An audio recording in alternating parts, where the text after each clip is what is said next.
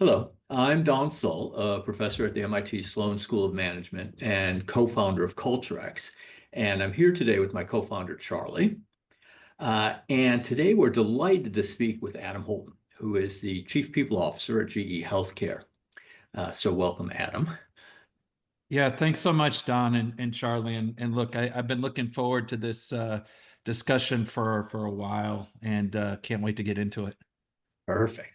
Well, just a little bit of background. General Electric entered the healthcare market more than 100 years ago when it acquired what was then the largest manufacturer of X-ray tubes, which at that point in time were used primarily for medical applications.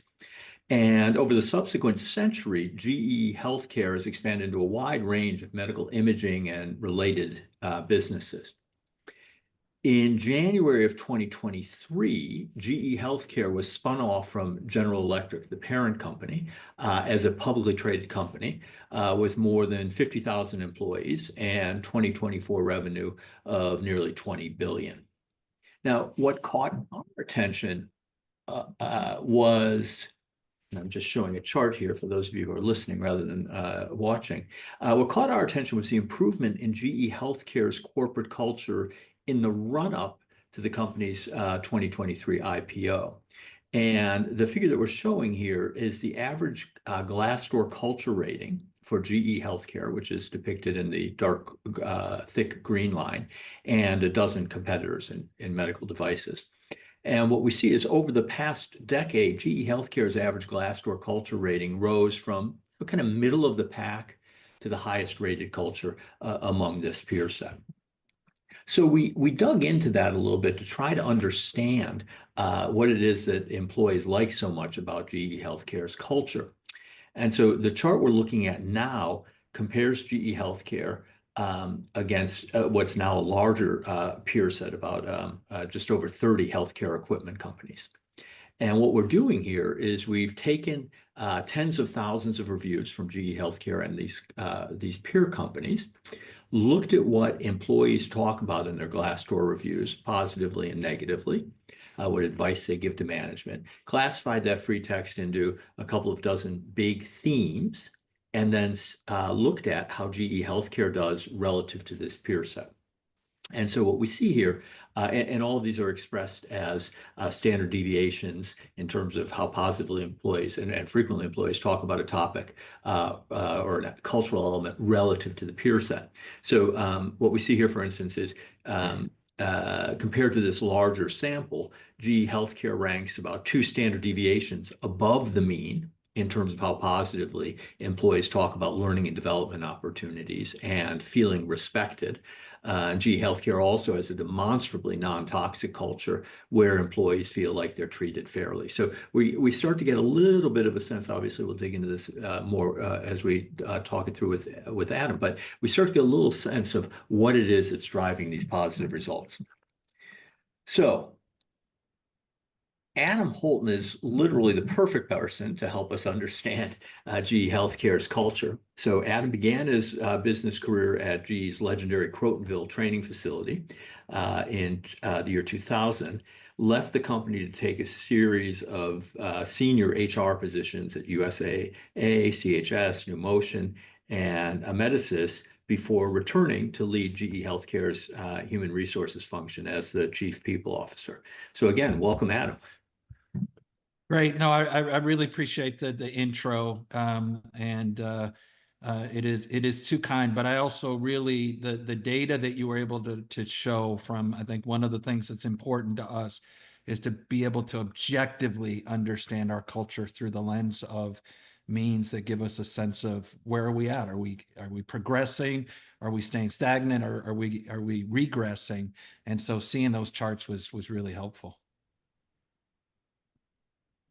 Thanks, Adam, and thanks for being here. So, before GE, you began your career with the U.S. Marine Corps, which is a byword for an organization with a strong culture. What attracted you to the Marines? Yeah, so for me, it just came down to who I thought was the best, Charlie. And I'll tell you, so I went to the Naval Academy, and I won't go into sort of all the details, but just to highlight that that was something that I think from about 6th grade, as far as back I can remember, I wanted to go there. And I always had this view of those who went there as being the best. At the time, we were living in Norfolk, Virginia. Many of my parents were Navy officers and individuals in the Navy. Many of them had gone to the Naval Academy themselves. I sort of created this image of the best. When I went there, I had full intention. I call myself, I was part of the Top Gun generation. I think Top Gun had just come out. I probably saw it 170 times on VHS and beta before I attended. I was going to be a naval aviator. I was going to fly jets in the Navy.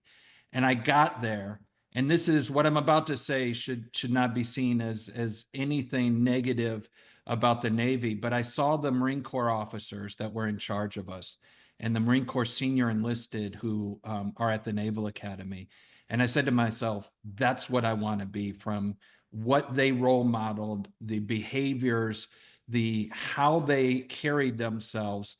I sort of said, I believe them to be the best. And that's ultimately why I wanted to get in. Awesome. The Marine Corps' mission requires a extraordinary level of agility, among other things. So Marines must be ready to provide humanitarian assistance, crisis response, counterterrorism raids around the world. What elements of the Marine Corps support agility in your experience? Yeah, you know what's really interesting, before I answer the question, I'll just sort of highlight, what I found and what I found since I served is the Marine Corps is an iconic organization in this country. I think both benefits from and suffers from some pretty strong stereotypes when you think about it as an organization. And, it's interesting, some of the things that I'll highlight in my experience, which I think very much helped from an agility standpoint in the organization. I'm not sure that many people would view the Marine Corps that way. The first part I'm going to start with is the concept of commander's intent. In the Marine Corps, right, it is critically important. We were taught from the beginning that when it comes to mission orientation, which I think accomplishing the mission is something that in the Marine Corps they're very well known for, but in mission orientation, it is so much important, more important, to tell people what you expect to be done, not how to do it. Describe an end state and let your people do it. I found in my time in that when I did that really well, my guys were so much better in terms of coming up with how best to do that. And it also kept us much more agile, because I think one of the things that is true, I think in the military, there's this old saying that no plan survives, basically first contact. And that is true. I saw that in combat. I saw that in peacetime. But any plan come up with, if you try to follow it to the detail, without being sort of agile around what you may experience, you often could see failure. So describing what we wanted to see at the end state was much more important than the sort of how. The second thing I'll highlight is the Marine Corps has a tremendous history and a core legacy around learning and training. They're very good at what I saw from around understanding the basics. We trained all the time so that our people could do the basic things in their sleep. And what we found was, when you did that, then the combination, putting things together in situations you hadn't experienced before, was so much easier than if we didn't have the basics down pat. And then the last thing I would say that I saw a strong focus on in my time in, and I think still exists today, is this concept and idea of, we were all directed to train our subordinates to take our job. We had this view in the Marine Corps that every Marine should be able to do his or her job and at least one level up. And we took that very seriously from a very tangible way in terms of how we went about training our folks. Yeah, I wonder if I could just pull on one thread there, Adam, for a minute. So what's very interesting is, we've got this big research project going on the nature of culture in organizations that have high levels of agility and adaptiveness and the ability to innovate. And one of the recurrent themes is this notion of ownership, that people take ownership for what they're doing. And that's both, has an element of accountability, but also has an element of empowerment, okay? Which is, when I hear the, commander's intent, or the old Auftragstaktik, as as the Germans used to call it, I always think of that element of you're empowering, the troops to, use their judgment and discretion to achieve the objective in light of a, situation which, as you mentioned, isn't what you had planned for. But what we see in business organizations as probably the key obstacle to that empowerment is a lack of trust, right? Where, basically the leaders, whether they don't trust that the employees understand the strategy, or they don't trust that they have the capabilities, or that they don't trust they're going to work hard, but, there's that basic level of trust. So, what did you see in the Marines that built that trust? And it goes both ways, of course, but in particular, built that trust of the commanding officers to say, like, yeah, I know I can trust these troops to do what we want them to do. Yeah, Don, I think you're right on in terms of your contention. What I would slightly change what you said about in business, I'm not sure that it is leaders not trusting their people as much as it is not trusting themselves from a different way. What I found in the Marine Corps was a very, very positive inertia that had been formed over decades and centuries from a standpoint of the importance really of empowering the individual rifleman, we called it in the Marine Corps, but the individual Marine to do her or his job to their fullest, and the power it had. I also just happened to be in at a time where, when you look at our conflicts in Afghanistan, our conflicts in Iraq, we called those team leader conflicts. In the Marine Corps, a fire team leader is the most frontline leader job you can have. It's generally a second or third year Marine who leads three other Marines, and so it is the most frontline that you can have, and in terms of the decisions that they had to make on a daily basis. But I will also come back to this notion of the fundamentals and how important it is.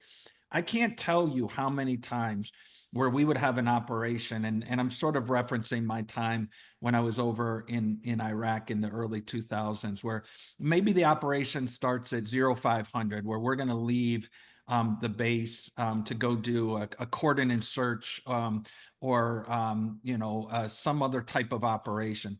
The number of times, so we would back up the starting time of when you needed to be out there, but let's say start time was 4:15. We wanted everybody out in the vehicles running, so that at 5 o'clock we could do what we call cross the line of departure, and we aren't late.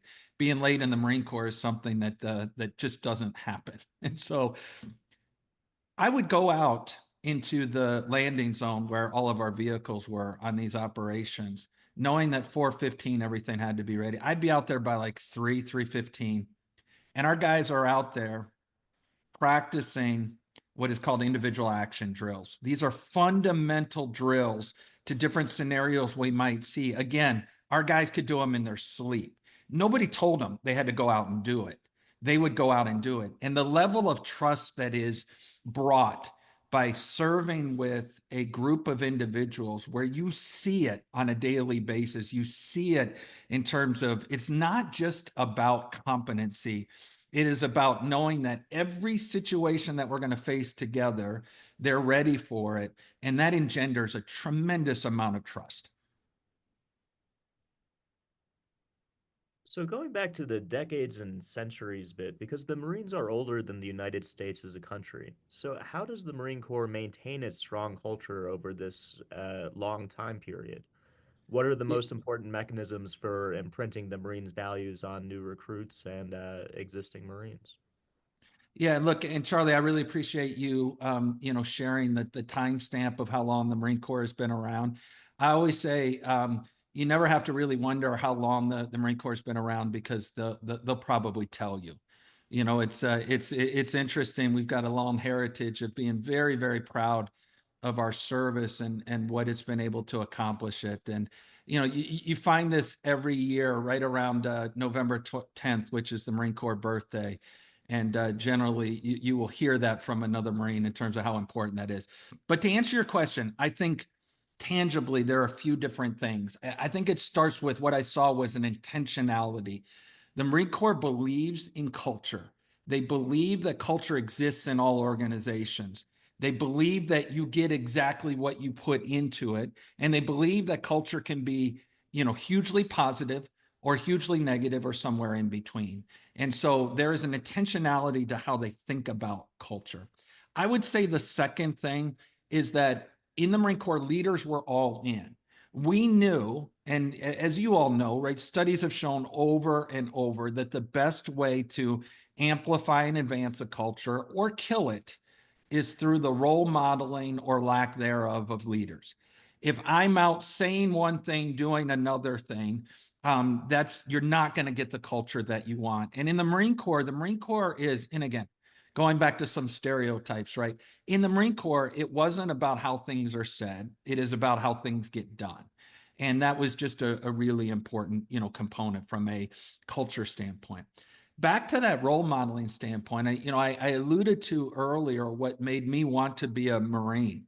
I would highlight when I was at the Naval Academy, our company officer was at the time a Marine Corps captain named Larry Nicholson. He ended up having a long career in the Marine Corps, rose to the rank of lieutenant general in the Marine Corps before he retired.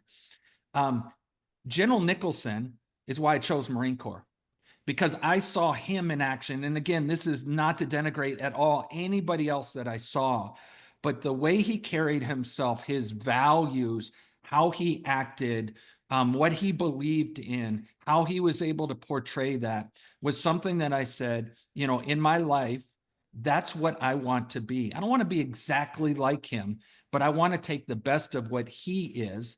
And that's what I want to be. And so that role modeling, I think, is really important.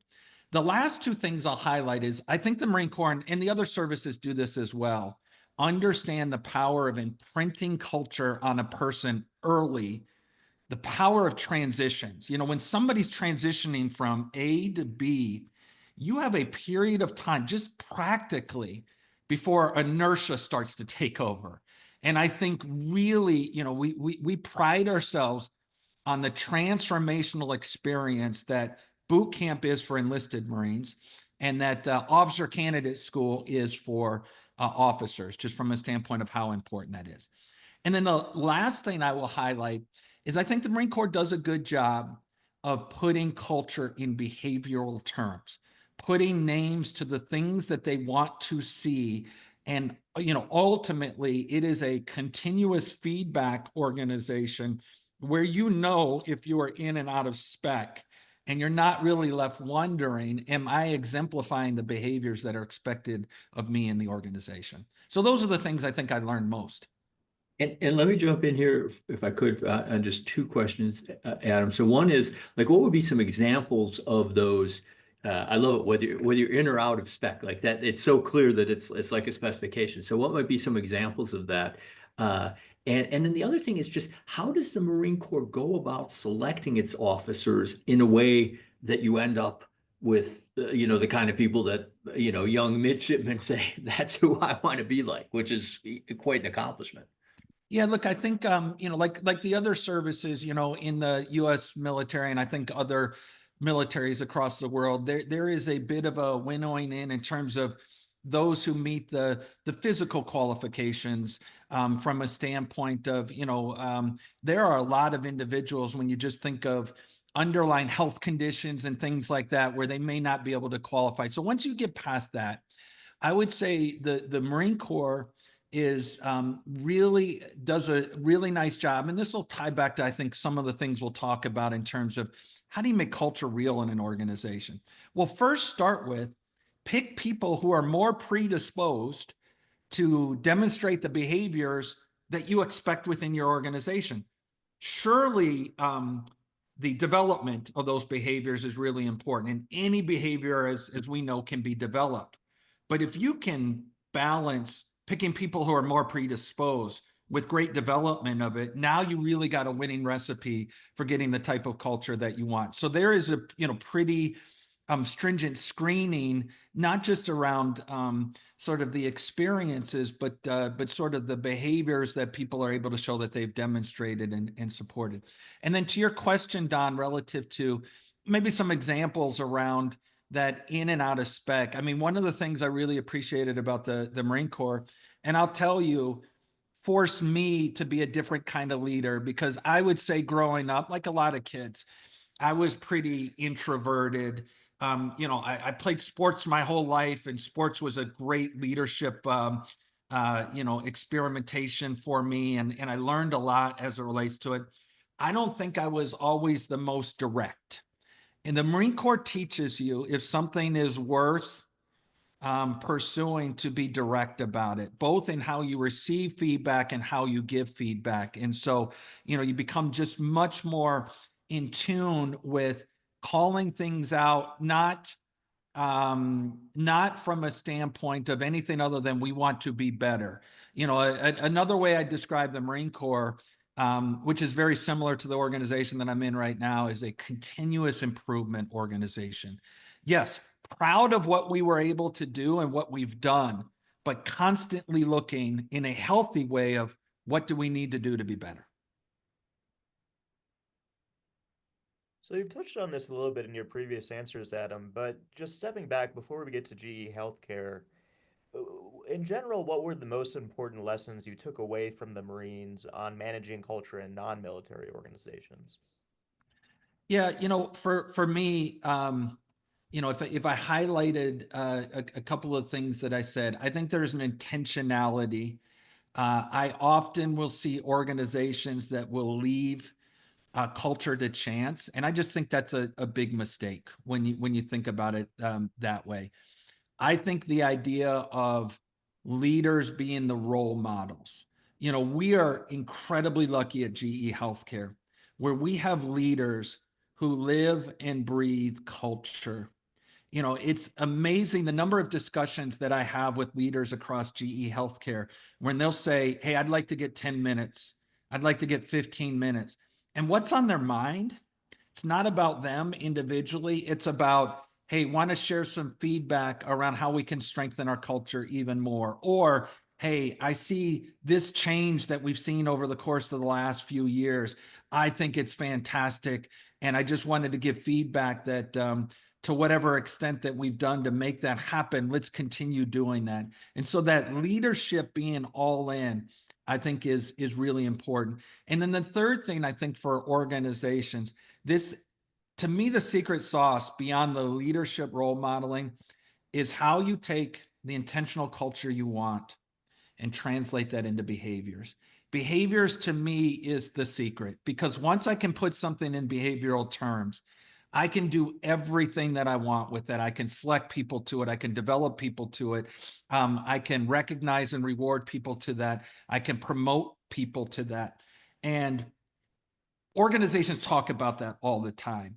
I've seen very few examples where that is from beginning to end really imbued in everything that they do. And I think that's a really important part. Yeah, I love that point about translating the kind of abstract values into behavioral terms. Right now, we're working on a book on culture, and the first chapter tells the story of the transformation of the old General Motors Fremont plant under NUMMI. And it's 100% a story of, yes, they had, these abstract values about respect and mutual trust and teamwork and so forth, but it all came down to how they used processes to create clear behavioral expectations, and you knew whether you were in or out of spec. And they hired 85% of the employees from the old GM Fremont plant, same union representation, and had dramatically better results. So I love that point. We're going to definitely come back to it.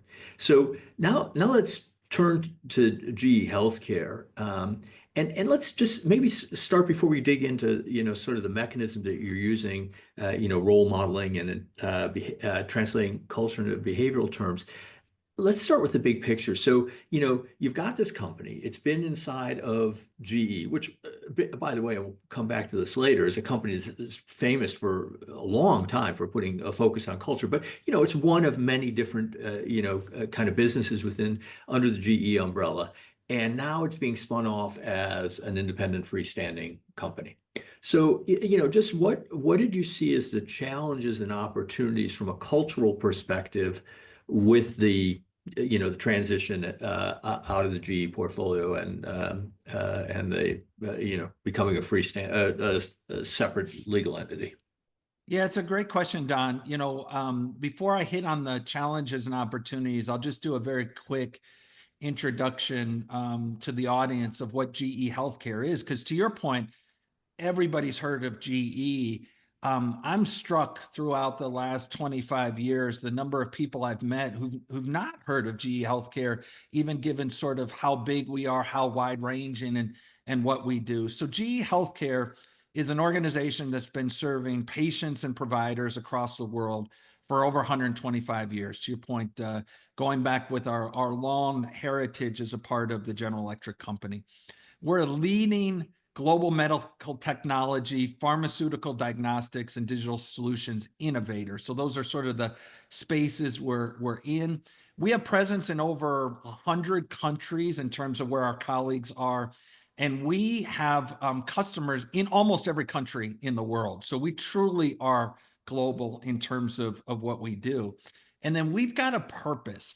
Our purpose, which really ties us together, is to create a world where healthcare has no limits. That's what we wake up every day to do.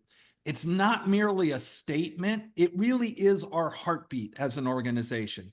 It's what powers us through the day. Really, when I think about the culture of GE Healthcare, there are a lot of things that are very positive, that are very strong, but that purpose statement really is that glue and what binds us together. And it really is an honor to fulfill on a daily basis. Now, to your questions on challenges and opportunities, because to your point, we did spin off, a little over 2 years ago, away from the broad General Electric, if you will, mothership, to our own publicly traded standalone company. And from a challenge standpoint, I'd highlight there are a couple that are worth maybe investigating. One is that we're changing inertia. To your point, GE did have a very, very strong culture and has always believed in it, which is great. But we had to think about, what is the culture that we want? Where is it similar? Where is it different? And changing really strong inertia, whether that inertia is negative, whether that inertia is positive, or whether that inertia is ambivalent, is really hard to do. I would say the second thing is really sustaining a culture as excitement starts to wear off. In an environment where 2 years ago we spun off, there was tremendous excitement in terms of what that meant for us as an organization. We've realized a lot of our expectations, our excitement, what we wanted as a part of the spin, and some of that newness starts to wear off. And how do you sustain that from a culture standpoint? That is a challenge. I'd highlight 2 opportunities that have been really important in terms of what we've seen. One is truly the ability to architect our future, right? We are now an organization 100% dedicated to the healthcare industry and our purpose from a standpoint of creating a world where healthcare has no limits. It is truly our destiny that we are holding in our hands. And there is tremendous value in that. And then I would say our ability, and tied to that, our ability to create what we believe to be the value that our customers, our patients, and our colleagues want and need.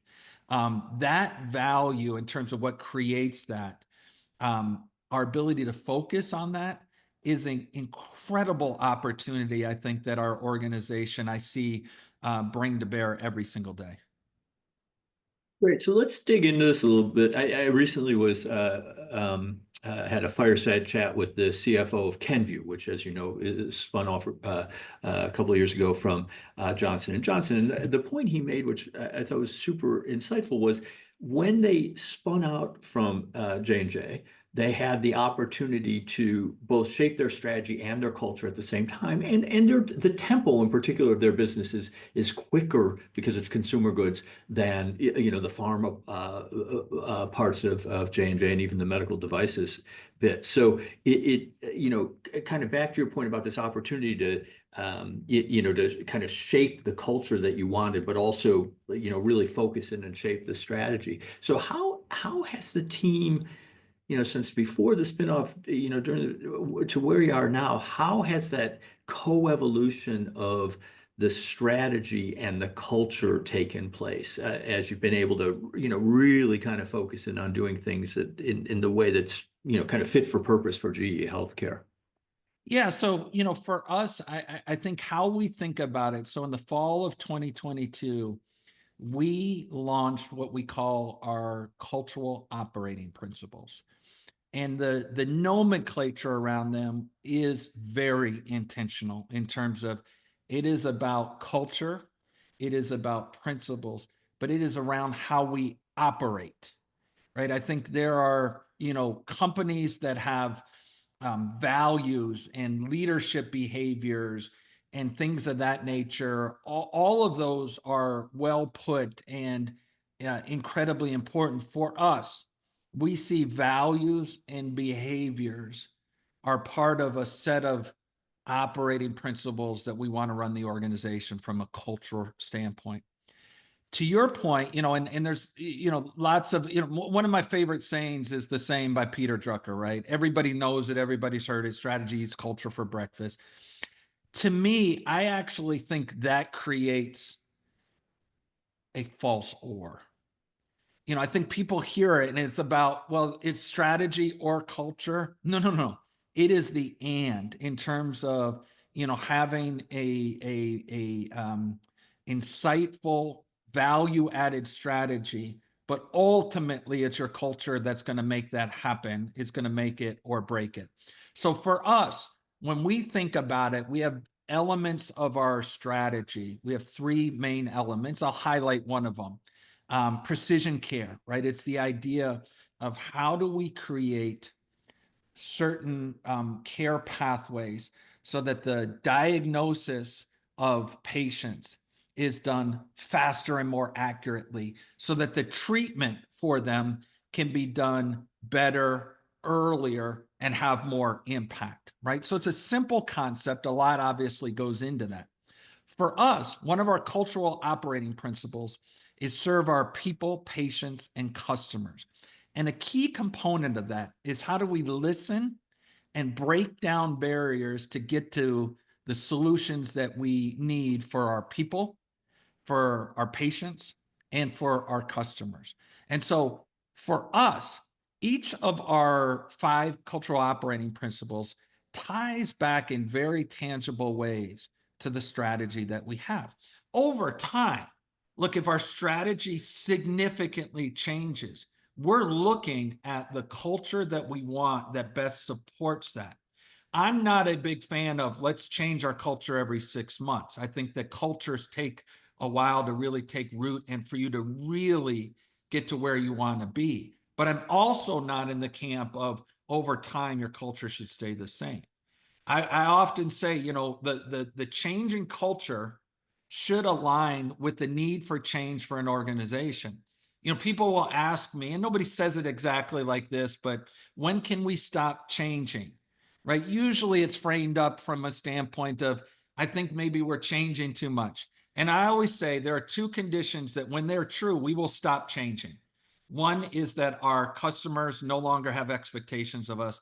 And 2, all of our competitors go out of business. When those 2 things happen, we'll stop changing because we'll be good. So, yeah, and unlikely to happen anytime soon, as I'm sure your interlocutor figured out. Okay, so let's dig into these operating principles, these cultural operating principles, because I think they're really interesting both substantively and from a process perspective. So first of all, you know, a couple of questions. You know, so you talked about serving people, patients, and customers. It's also just for our listeners, leading with a lean mindset, empowering entrepreneurship, delivering the future of healthcare, and winning with inclusive teams.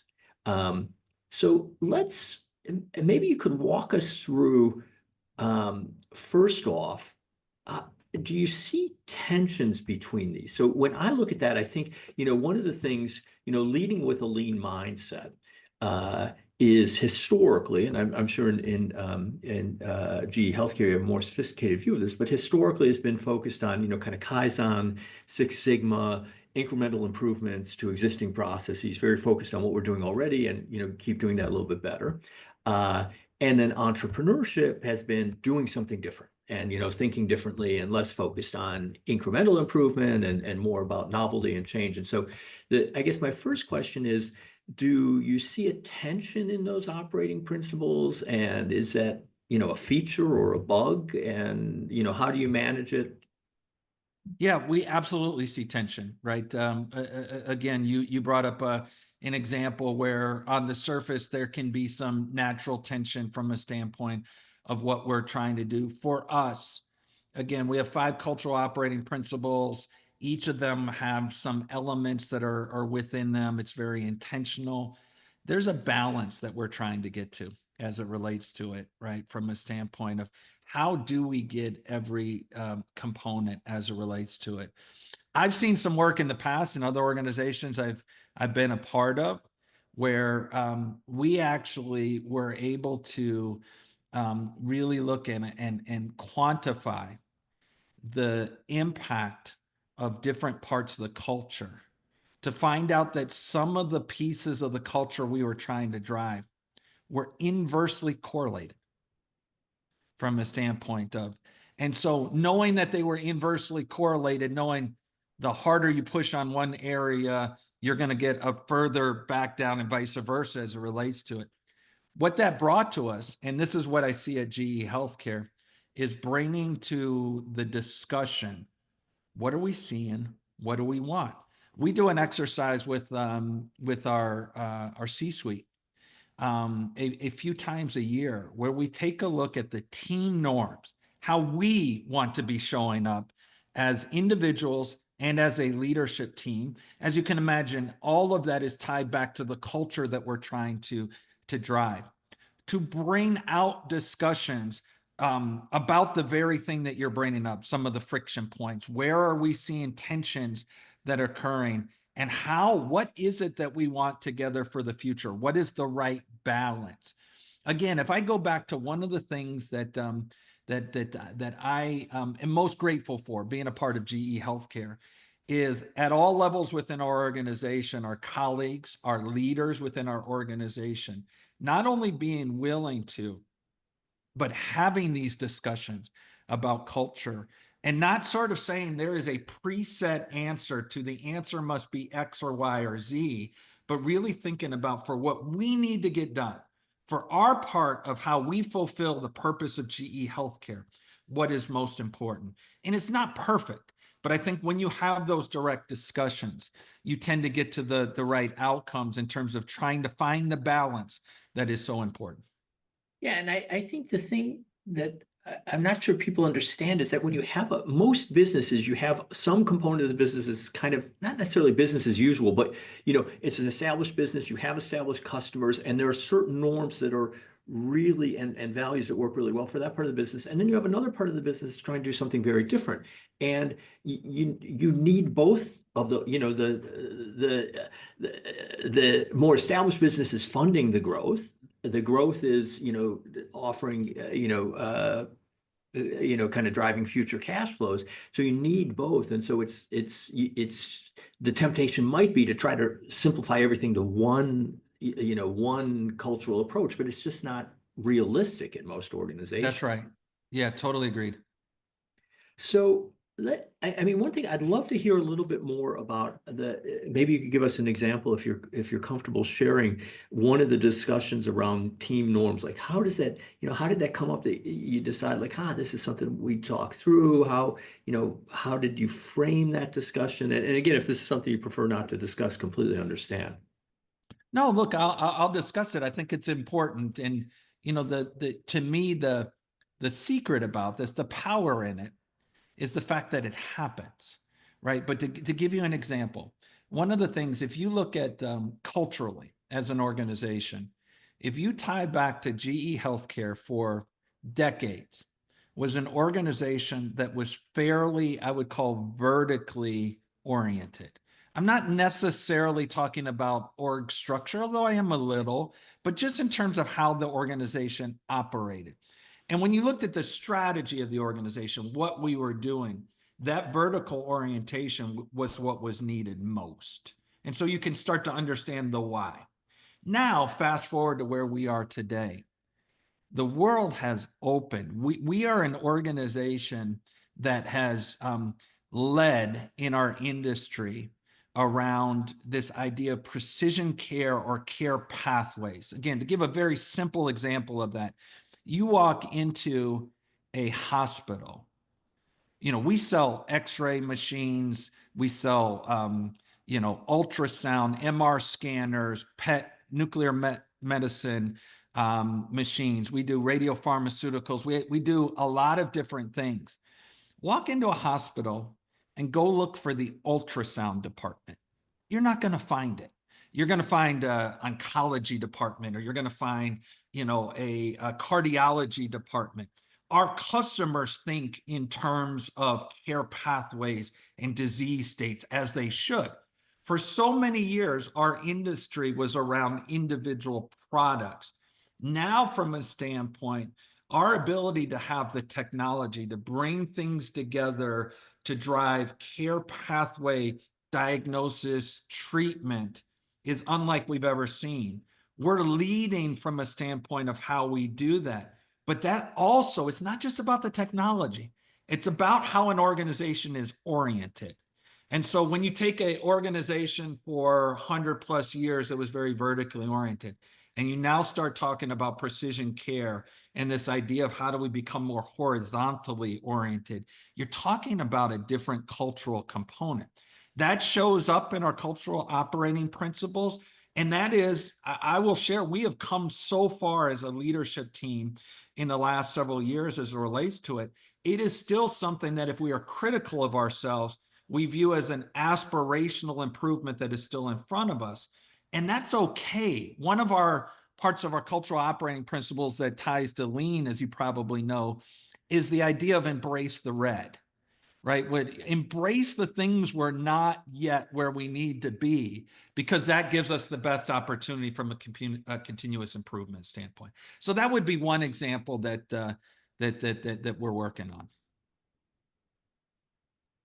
Right. I'd love to follow up on that, because the other question I had around these is kind of linking back to your discussion around translating things into behavioral terms, right? And clear, kind of clear, we tend to use the language of social norms, but, behavioral expectations, clarity about this is what is appropriate behavior in these kinds of situations. So could you walk us through some concrete examples with your cultural operating principles as to how you're translating those into behavioral terms and behavioral expectations, maybe how that varies across different parts of the business, different functions, different regions, but how are you embedding those operating principles, deep into the bowels of the organization and in ways that it clarifies what behavior you're looking for. Yep. Let me give you a tangible example. I'll use our learning and development as an example. We have a learning and development leader.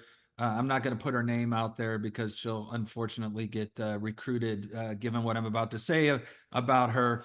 The best alignment between sort of strategic and tactical get it done in the learning space that I've seen in my time, right? She's just absolutely fantastic. She's done an incredible job with her team at taking every one of our cultural operating principles, and then we have distilled them into what are the leadership competencies or behaviors. Everything that we do from a learning standpoint that goes beyond what I would say technical and functional learning starts and ends with those principles and the behaviors that tie back to them.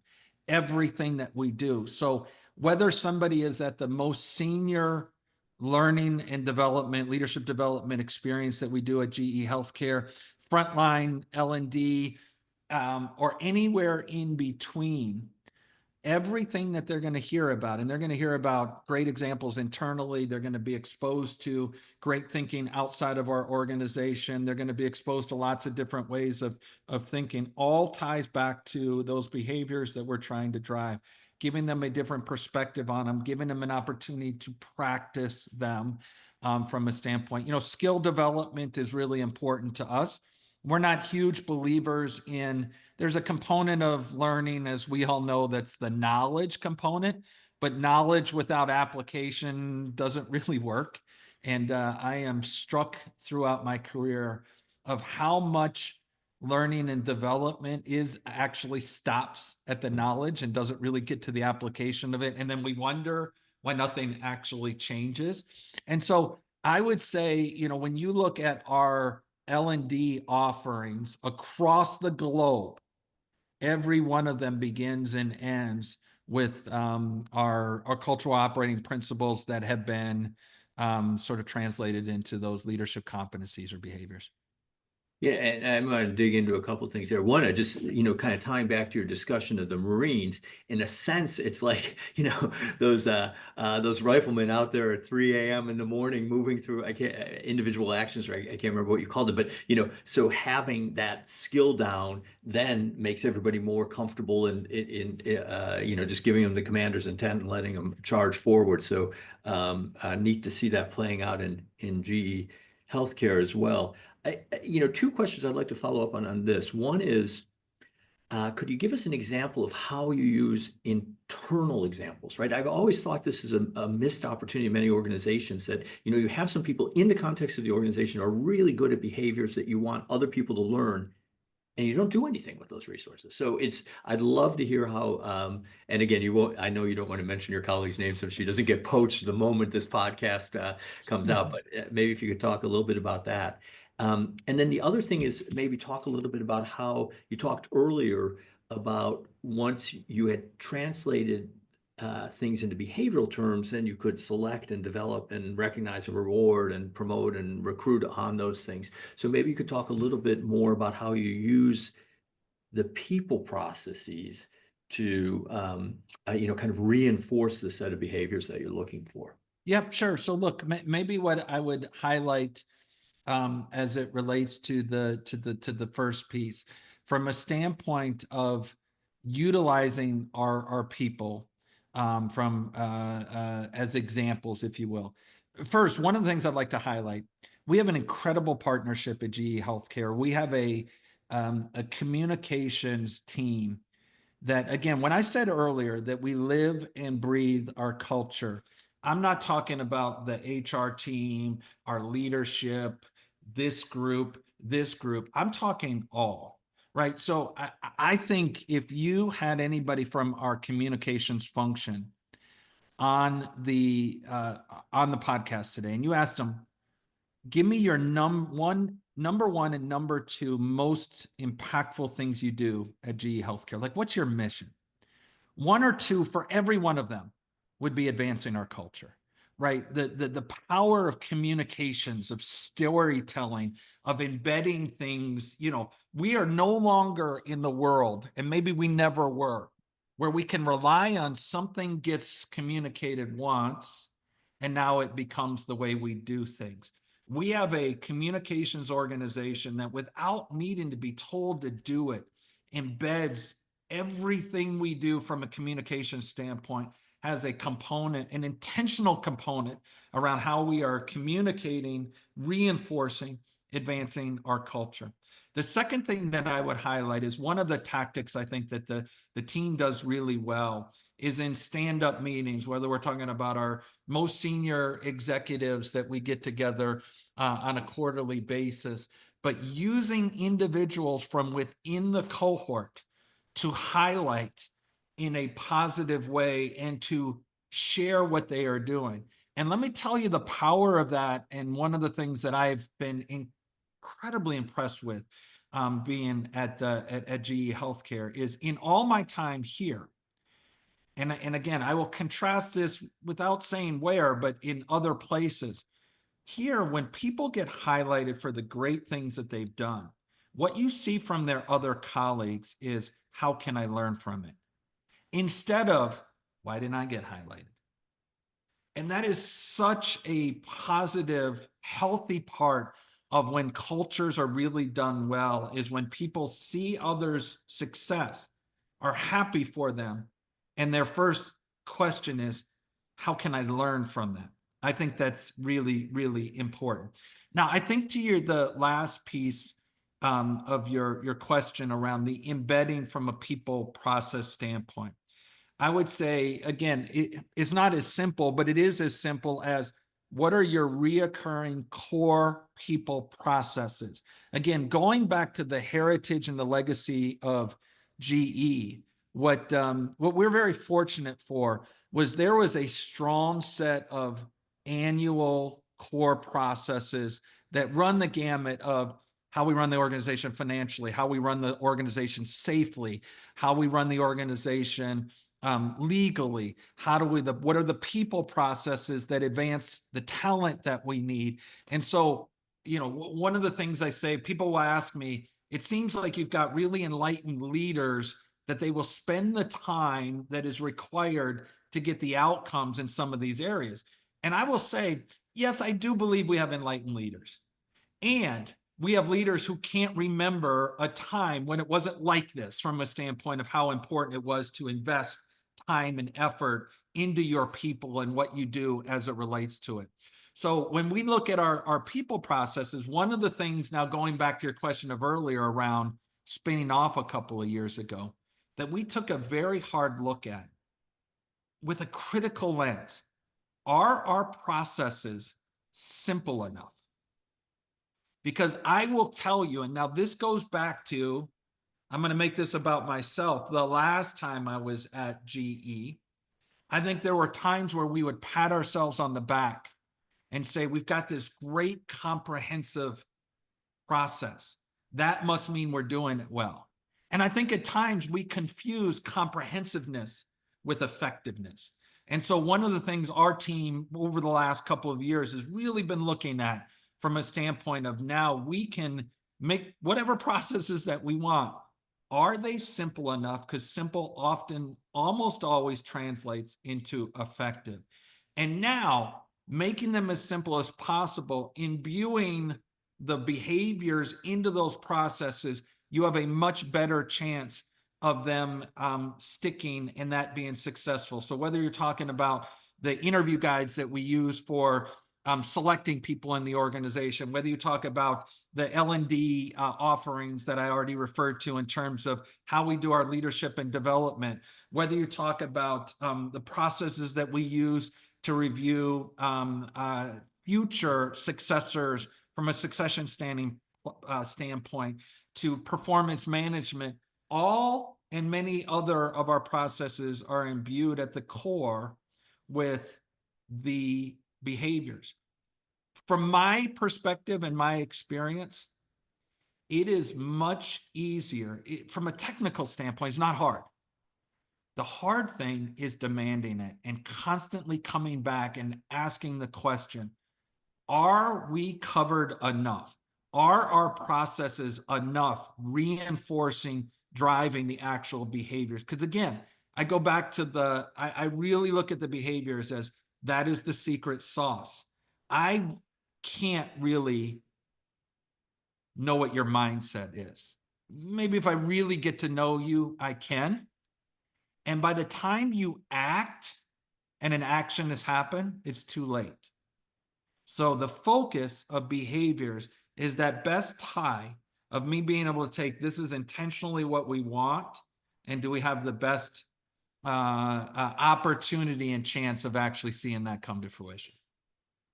Yeah, this is really great, because I think a lot of executives somehow got in their mind that process and culture are It's a little bit like you said with strategy or culture. There's an or to it, but it's not that at all. If the processes are well run, and a big fan of simplification. So great that you're kind of streamlining them. But and if they're in a regular cadence, and if leaders are whether it's through habit or commitment or whatever, but they do a good job of those processes, they can be critical for reinforcing, identifying and reinforcing and rewarding and developing the kind of behaviors you want. So it's great to, I think you argued that case very, very well, which is super helpful. I mean, and this may be a hard question, but if you had to, if you were going to leave, you got poached, not your colleague got poached, and you were going to a new company where they didn't have this legacy of processes, right? Or you're maybe advising somebody who's in your position in a different company where they didn't have the legacy of processes. What would be the one or two processes that you'd suggest they start with? Like knowing that, it would probably be better to have more of them. But if you said, here are the one or two that are likely to give you the biggest bang for your buck early on, it'll take you a while to develop them and get people into the habit of doing them. What would be your, what would you vote for? Yeah, so let me take the first part in terms of the me being possibly poached head on. So I'm in my dream job. I am mindful that not many people have the opportunity to truly say of any job that they can have in the world, they're in the dream job. A few years ago, so I'm almost 55 now, I gave up on the idea that the Milwaukee Bucks were going to call me to make me a point guard on their team, right? So that part is behind me. I'm literally in my dream job. And again, every day I feel so fortunate to be able to serve and work with the people that I get the opportunity to. Your question's a really important one. I've never been asked that question in terms of if I only had one or two processes where I would start with. But I think the answer is for me, I was going to say simple, maybe quick, because it immediately came to mind the two. One is I would start with how you select your people. So bringing into the organization, again, I think that the full picture, when you think about somebody being able to be the type of leader, the type of culture magnet, the type of colleague that you want, there's two components to that. There is the how you select those people, and then there is how you develop them. But if I have to pick one over the other, it's not even close. It's how do we select people who are more predisposed to have the behaviors that we believe are going to make our organization and our purpose, fulfill our purpose, execute our strategy more effectively. I think the second is succession planning or succession readiness. For me, if you have the right leaders in place, everything else takes care of itself. It's not that simple. We know that, but it is almost that simple. And so from a standpoint of really ensuring that we've got the right focus on how we've embedded the leadership behaviors, the cultural behaviors into how we do our succession planning to make sure that we are developing people, but assessing them towards who has the right behaviors. There's lots of people in this world. There's lots of people internal to GE HealthCare and any organization that have all the technical skills that you want, right? But it is those, when you think about your most senior leaders, and look, I believe that leadership is important at every level in the organization. I also believe you don't have to have a title of leader in your title for the requirement of you to be a leader. We have frontline field engineers. These are engineers that go into hospitals every day and they fix equipment, that are leaders that I've learned more from than almost any part of my entire career from a standpoint of just pure leadership. So it's not about I directly manage X number of people. It's around how I behave and how I act. But I would also say that if you're senior leaders, again, going back to this idea that one of the ways that you can either fundamentally accelerate your culture or you can kill it is by the leadership role modeling. If you don't get it right, if on our CEO staff, if we don't have leaders that have the right behaviors and are modeling the culture that we want, the chances we're actually going to have that culture in place the further down we go in the organization starts to fall off exponentially. So I think it's those two processes that I definitely would suggest that others start with. So, Adam, it's still early days for GE Healthcare as a freestanding company, but we've seen it's been a remarkable success story, especially culturally, and a remarkable positive transition. So, what's the secret? What's worked so particularly well so far in building the culture? Yeah. So what I would say is first, and we hear this a lot, but this idea of CEO or leader led, right? We are fortunate to have a CEO who every day talks directly, indirectly about the culture of our organization, right? Where he is coaching and guiding our organization about our culture. And this shows up in small and big ways. It shows up in operating reviews. It shows up in how we recognize our people. It shows up in the leadership meetings that we're doing. It shows up in external interactions, just in terms of how important that culture is. So I think that's the starting point. The second piece I would say, and I would love to take credit for what I'm about to say, but I wasn't here when we spun. I give a tremendous amount of credit to my predecessor, to our HR team, but the leaders of our organization, how inclusive they were when they decided we are going to create and sort of co-create with our colleagues this idea of what we want our intentional culture to be in the future. How much that they included others, lots of focus groups, a lot of discussions, a lot of empowerment to the organization to say, this is not the senior leaders culture that we want everybody else to operate within. We have 53,000 plus colleagues in our organization. This is our culture.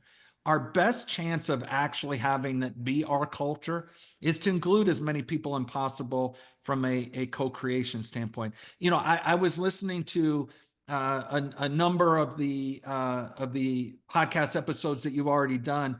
I think Lauren Schuster from the Lego Group put it perfectly. Like when he was talking about it, I was like, he got to it before I could. But I think that's so important in terms of how that can, early on can create that culture that you want. And then I would say maybe the third thing that I would highlight is this idea of we reinforce for our teams. Culture is important in great times. Culture is important in tough times and everywhere in between. One of the things I'm proudest of the leadership team that I'm a part of is the number of times, and by the way, this has not come from me, so I can confirm this. The number of times in challenging times where one of my peers to the group has said, this is a great opportunity for us to imprint and reinforce and put even more inertia behind the culture we want. Because look, we all know this, in really easy times and great times, it's easy for us to follow the culture that we want. The challenging, back to your point earlier, Don, you used it slightly different, but the idea of friction points. Culture and tough times can be a friction point, or it can be a strengthener for an organization. And I'm really proud to serve with leaders who think about it as an opportunity to strengthen it. And that's something that I've seen work really well. Fascinating. But this wasn't necessarily predestined to be such a success story, right? You could see in a century-old 50,000 employee company, if you're trying to create a great culture, this doesn't necessarily go right. So what have been the biggest challenges you've faced so far, and how have you overcome those? Yeah, look, I might argue, not that I want to come on the podcast and argue with you guys a little bit on the predestined. I do think it was predestined, right? We've got an incredible purpose. We are in a industry where it's going to be was important 100 years ago. It's going to be important 500 years from now. We've had a legacy of being able to attract and develop, the very best from a people standpoint. And I think that from a leadership standpoint, we have a number of leaders who are put into the roles that they were at exactly the right time for what we needed from an organization standpoint. Now, sort of beyond that, I think that there are challenges. There's no doubt. One of the things that I find myself challenged by at times is how do we, I was a high school math teacher at one point, right? I think sometimes people think I only think in numbers, and that's not true. I don't try to quantify everything, but objectivity is really important to me. And one of the questions I'm constantly asking is, what evidence do we have on this? How do we know that we are getting better in it from a standpoint? I think we've learned a lot as a company over the last couple of years on how do we quantify how our culture is going. Are we getting better? Are we getting worse? Are we staying the same? It's interesting. Growing up, I went to going back to the basketball example. So I grew up in a basketball family. I went to basketball camp every summer at a legendary high school in Washington, D.C., just outside of Washington, D.C., DeMatha Catholic High School, led by an individual named Morgan Wooten. He was one of my very first incredible role models. He was a coach at DeMatha Catholic High School for 40 plus years. And one of the things he would start every year in camp, as kids, he would tell us, and look, as kids, not much got through to us, right? But I do remember this. He would say, you are either getting better or you're getting worse.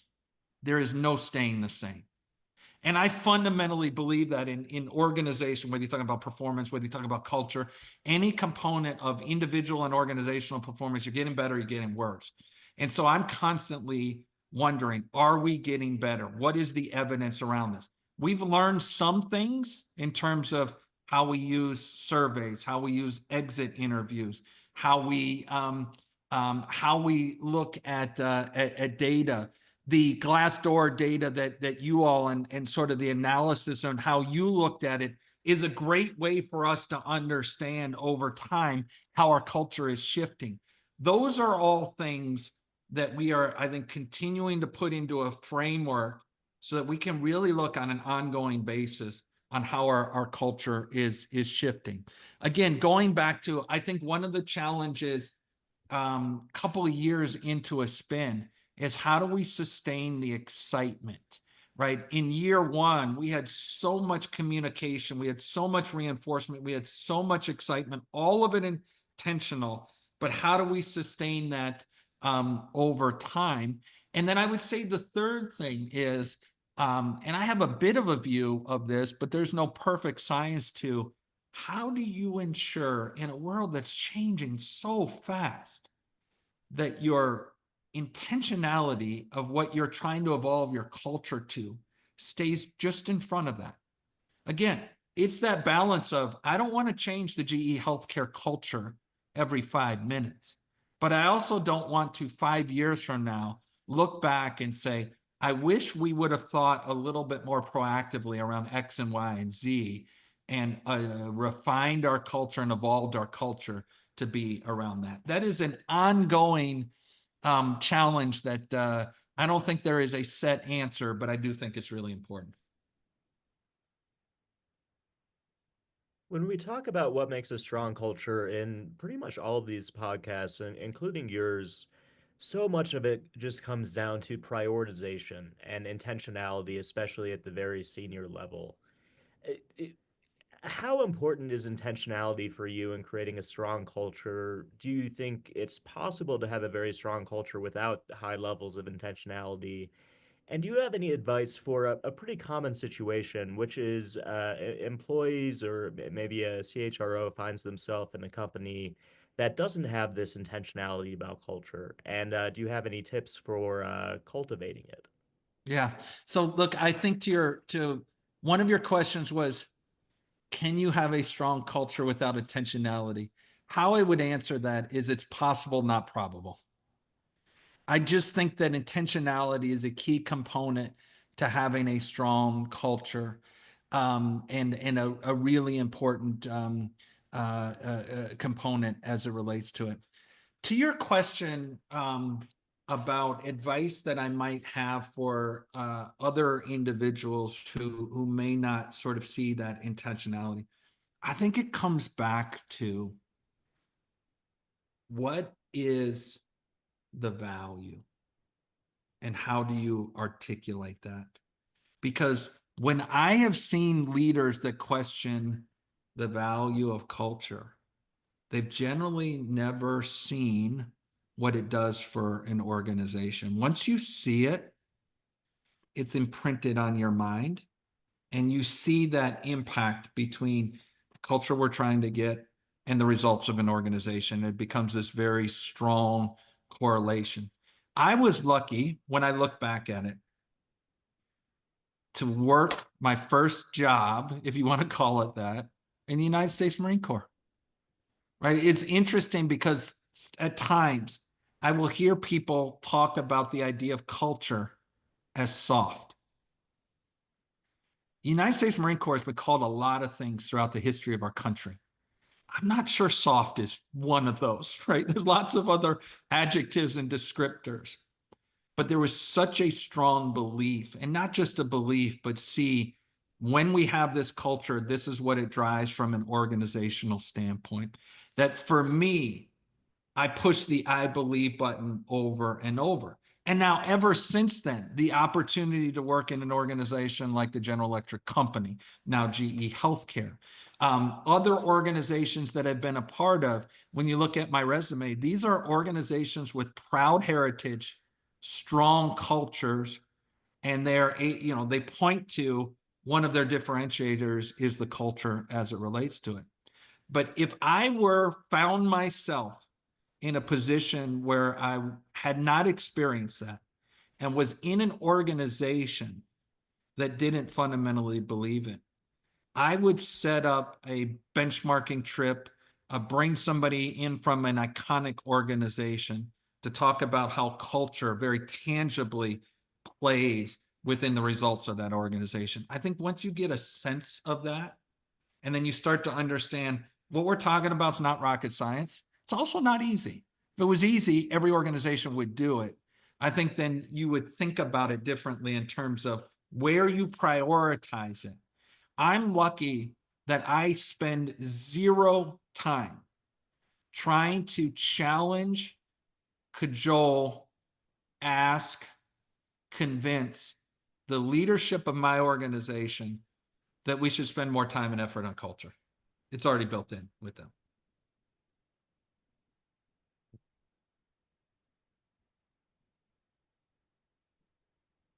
Fascinating. Well, I hope this podcast can maybe serve that role to some extent. Do you have any advice in particular for leaders of a company that have just spun off from a corporate parent? Yeah. So look, we've talked a ton about intentionality, and again, I don't want to understate or overstate that, but just how important the intentionality is. So I won't cover that as we've already been through that enough. I will say though, I think a piece that's important. Spin is a exciting, challenging, scary time. Like when you spin as an organization, I think there's so much hope. But I certainly have experienced in, the colleagues that I've talked to about the time when we went through that, the leaders I've talked to, it's also a bit of a scary time from a standpoint of all the expectations feel stronger. They feel more on our shoulders as it relates to it. And I think one of the things that is really important that I know our organization kept front in mind is have fun. right? This idea of, I referenced Coach Wooten a few minutes ago. One of the other things Coach Wooten would say at the beginning of every summer for camp is his favorite quote: "Nothing great has ever been accomplished without enthusiasm." Have fun. By the way, an interesting side note about Coach Wooten. He said that so much growing up. And again, I went to his camp every summer. And then when I was in high school and graduated and was in college and I came back as a coach when I coached in high school. And so there were many, many summers where I saw him in action. I heard him say that so much, I thought he came up with the quote. So I remember the day where I saw it ascribed to Ralph Waldo Emerson, and I decided to argue with the person that it wasn't Ralph Waldo Emerson that created the quote. It was Coach Morgan Wooten. But I think the idea of having fun, enthusiasm, like many behaviors, is infectious. And for us, I think it was really important. And we've got a group of leaders, and we've got an organization that works incredibly hard. But there is a camaraderie. There is a have fun together. There is a, one of our cultural operating principles is, how do we win together and have fun? And again, going back to, this was something that was intentionally programmed as we spun as something that was going to be really important. So that would be the only other thing that I think I would highlight of how important that is when you're going through something of that magnitude that can feel heavy at times, even though it feels incredibly exciting. Well, I think your coach, by the way, I think Damian Lillard is still day to day, right? Doesn't he have a groin injury or something? They've got the Lakers today or tomorrow. So I wouldn't give up that dream, Adam. I'm not sure, it's, we don't know. Those injuries can be nagging. So it can still happen. I'll tell you, my resume is solid. I say, I'm not a very good shooter, but I make up with that by being really slow. So it's, I'm not sure that I have the right marketing force behind me, but who knows? Maybe one day. You just don't know. The NBA is a fluid place. So I guess we're at the point in our discussion where it's really helpful to kind of step back, and we've covered a lot of this ground, but there are a couple of questions I'd like to end on. One is, you must get a lot of calls from colleagues in other companies looking for advice on, kind of how to help to build a strong culture, right? And you've talked about, I think what's interesting is a lot how often you've come back to this point that you don't spend a minute convincing your colleagues that this is important, okay? And you've talked about a lot of the ways in which you've been able to be effective, and the team has been able to be effective in that context. What about if you get a call from somebody who says, I think the team intellectually understands culture is important, but doesn't have the same commitment to it that you're fortunate to enjoy it at GE HealthCare. What's your advice to them? Like how? And again, you talked a little bit about taking a field trip or bringing someone in who can help to kind of convey the power of culture. But what other? Because I think that's really the situation that a lot of chief people officers and CHROs find themselves in. Like they believe in culture intellectually, their CEO, maybe even their CFO believe in culture. There's not the same level of commitment that you have. So, what would you advise them to do? There's probably two things. Obviously throughout this this podcast, we've talked a lot of the sort of philosophies and the tactics and what's really important in terms of embedding culture. But I'm going to come back to the specific question you asked. There are two things I would advise. One, keep it simple. Again, I'm going to point this to our function. We too often get confused between comprehensive and effective. And I think the answer in the middle of that is simplicity. When we keep things simple, there's a much greater opportunity that it's going to take hold and it's going to take root. And so that would be the first thing. And I think the second thing is the clarity of expectations. in organizations and in individuals, there's only three things that matter when you think about performance. And at the end of the day, I think all of us should be around, whether we're talking about individually, how do we perform better? Organizationally, how do we perform better? At the end of the day, that should be what we are after. There are only three things that matter, but they matter a lot. And it starts with the people clearly understand what's expected of them. Number two is that they get ongoing feedback on how they're doing. And then number three, that there's some sort of a culmination of to what extent did you achieve what you went out to try to. But it starts with the clarity of expectations. And so to me, intentional culture is the start of it. The word intentional is clarity. It is about being really clear. I've had discussions with people throughout my career where they'll bring me a set of leadership expectations or their cultural values or norms or what have you. And they'll say, I don't love how it's worded. And I'm like, why is it worded that way? And they'll say, well, our CEO, this is how she talks about them. This is how our leadership team talks about them. And sometimes my advice is a little counter. I'm like, well, if you're naturally not going to have to adjust, and nudge them to talk about it if it's talked about this way, why wouldn't you do that? Right? Because if you're going to have a better chance that your leaders are now out talking about it, doesn't matter that it's not perfectly worded. And so for me, that clarity standpoint of what you do to bring to bear to provide clarity to the organization of what's expected when you're thinking about your culture. And it can very, very easily get out of control from a standpoint of, I've seen organizations before where every answer becomes another leadership competency. When you have 72 leadership competencies, you have zero. Because how are you gonna focus on them? How are you gonna prioritize them? How, when you go one or two levels down in the organization beyond you, are people gonna understand them at a level of fidelity where they actually will do something with it, where it actually drives and guides their behavior? The conclusion I'm coming to from our discussion, Adam, is I wish a lot more HR executives in general, but HR executives in particular, had spent time in the Marines. Because, you really kind of close, I mean, we're closing by going back to where you started, really, with this notion of commander's intent and, the clear specs and having clarity on the behavioral expectations as really being what culture, what makes or breaks a culture. So that was neat.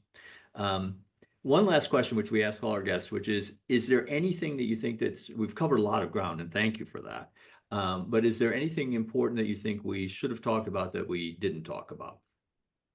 I think we hit on everything, Don, but I just wanted to say to you and Charlie, this endeavor, what you all do to really investigate what makes healthy culture and really bring this from a standpoint of the analytical and the objective, but then also the qualitative. Again, I go back to, I alluded to this earlier. I don't actually think getting to the culture you want is rocket science, but it's not easy.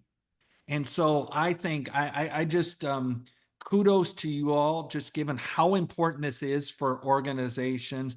I think what's interesting is in this world where so much is changing, where we are thinking about how do we adopt to new ways of working.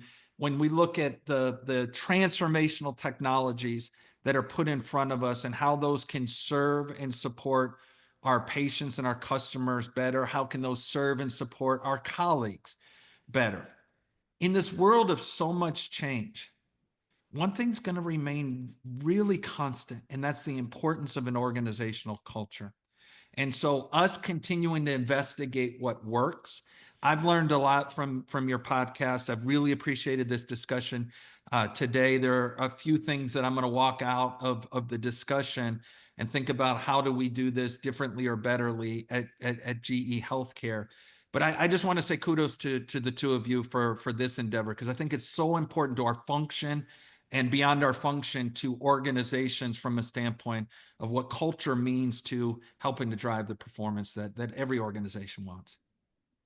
Great. Well, thank you. I'm glad to hear we're chipping away at it. That's for sure. Yeah, and again, I'm just I'm glad we had the chance to talk about the Marines, because again, I'm just kind of digesting what we're talking about, and it is really interesting when you think about it. The Marines, the U.S. Marine Corps, older than our country, been through so many changes in terms of mission set and technology and social expectations, and yet that culture has carried it through to be a vibrant, living, adaptive organization. So it is. I really feel like this discussion has come full circle a couple of times, which is really terrific.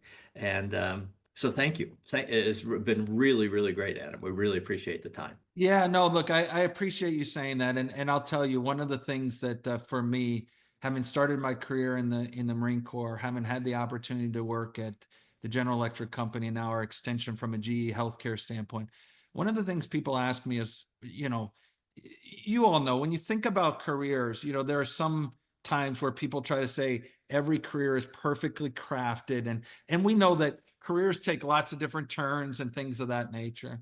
One of the things I'll go to my grave grateful for is the opportunity at the very early part of my career, and now where I am at in the career, to work for organizations that believe in culture as stringently, as strongly, as healthy as the Marine Corps and GE Healthcare. And so one of the things that's very much in common, there's a lot different about GE Healthcare and the Marine Corps, as you would expect and hope, I think. But one of the things that's very much in common is this strong heritage of intentionality around culture. And again, like I said, I will forever be grateful to have been able to experience that firsthand, because to me, what that does from a standpoint of when I wake up in the morning, how excited I am to be able to get to work, to do things that I love doing with people that I fundamentally respect, that I believe in. And I know that they believe, in many cases, as strongly or stronger about culture as I do. It's just a joy to be a part of. Terrific. Well, thank you, Adam. Okay, sounds good. Thanks so much again. Thanks, Adam. All right, take care. Take care.